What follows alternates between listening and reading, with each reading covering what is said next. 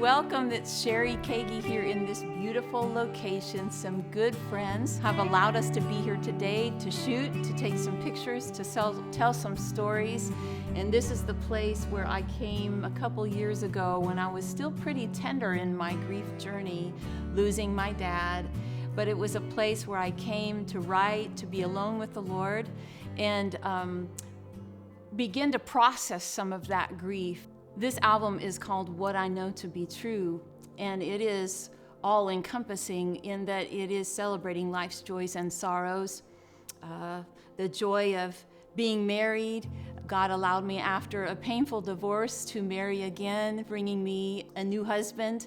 And then I'm at this stage of life, a new grandmother. I have 2 beautiful grandsons. So there's some things to celebrate, and also some griefs to acknowledge.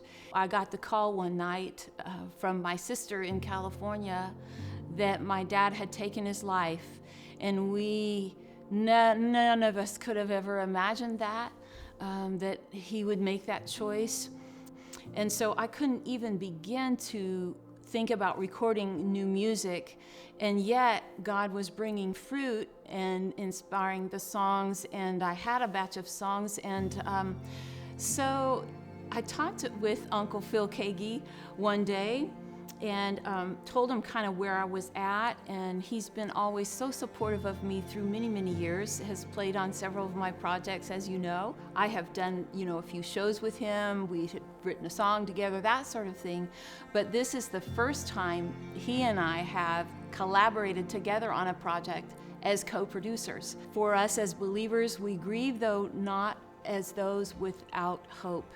And so we know that we'll see our loved ones again. And so this album covers some of those hard, raw emotions, but also it is framed, as always, through the lens of the great hope of Jesus Christ. It's been kind of a redemptive thing, actually, to be back in this place now for a photo shoot and to tell you the story of this record a couple years later, because it's proof of God's ability to take a broken heart and heal it. When hard things come our way in life, we have a choice usually, For me, though it was a long time getting to this place, actually recording new music, there's been a transformation that has happened. There's been a sort of a letting go of my thinking that I can control my life circumstances, and just grabbing the hands of Jesus and knowing that He's a good God, and that in His sovereignty He will work those difficult things out for our good and according to His purposes. He's writing a bigger story. We're living our little stories, but God is writing a bigger story, and truly it's humbling to be a part of that story. And that's what you're going to hear on this record, What I Know to Be True.